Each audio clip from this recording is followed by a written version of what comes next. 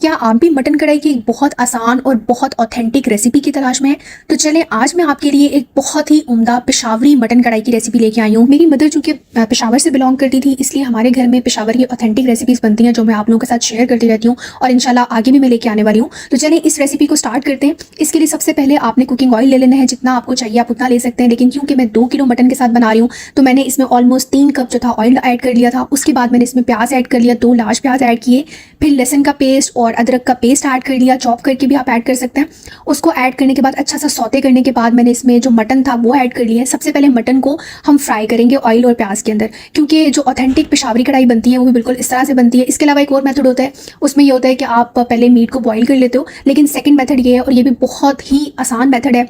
आपकी 1 पॉट जो मटन कढ़ाई है वो अपन एक ही पॉट में बना सकते हैं, आपको ज़्यादा बर्तन गंदे करने की ज़रूरत नहीं है। खैर बैक टू रेसिपी। उसके बाद इसमें टमाटर जाएंगे। टमाटर मैंने ऑलमोस्ट 1.5 किलो मैंने टमाटर ऐड कर दिए थे। शिनवारी स्टाइल में बन रही है तो टमाटर को हाफ कट करने के बाद ही आप ऐड कर देंगे। उसके बाद उसमें सारे बेसिक स्पाइसेस जाएंगे, कोई इसमें आर्टिफिशियल फ्लेवर या बाजार का मसाला नहीं जाएगा। ग्रीन चिली, कुटे हुए मिर्च और ज़ीरा पाउडर, हल्दी, नमक एज़ पर योर टेस्ट आप इसमें ऐड कर सकते हैं, कम या ज़्यादा भी कर सकते हैं।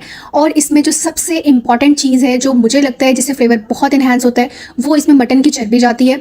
मटन की चर्बी आप इसमें ज़रूर ऐड करें। अगर आप दुम्बे का गोश्त ले रहे हैं तो दुम्बे की चर्बी ऐड कर लें, उससे फ्लेवर बहुत अच्छा आ जाता है।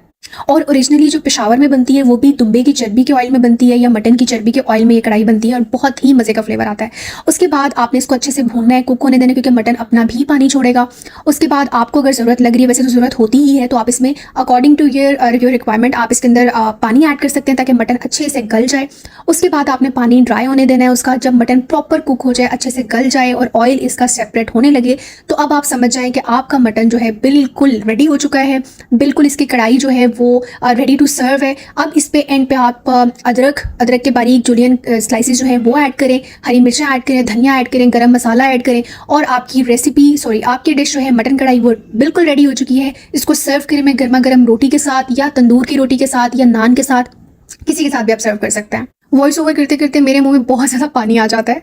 और एक चीज़ जो मैं खुद करती हूँ, ये पेशावर में नहीं होती है, बट मैं अपने घर में जब भी कोई दावत हो या किसी भी मौके पे मैंने मटन कढ़ाई बनानी हो या बीफ कढ़ाई बनानी हो, तो मैं उसमें ये जो रिंग्स होते हैं ना प्याज के, ये ऐड कर देती हूँ। इससे मुझे तो बहुत अच्छा फ्लेवर आता है। इवन मेरे घर में भी सबको बहुत पसंद है और मेरे घर में जो मेहमान आते हैं वो भी, उन्होंने भी आहिस्ता आहिस्ता अपने घर में ये चीज़ें ऐड करना शुरू कर दी हैं कि वो जो इसके प्याज के लच्छे होते हैं ना, ये काट के दम पे रख देते हैं। तो आप मुझे बताइएगा कि आप लोग भी ऐसे करते हैं, और अगर आपको मेरी रेसिपी अच्छी लगी हो तो प्लीज़ लाइक कर दीजिएगा। Thank you.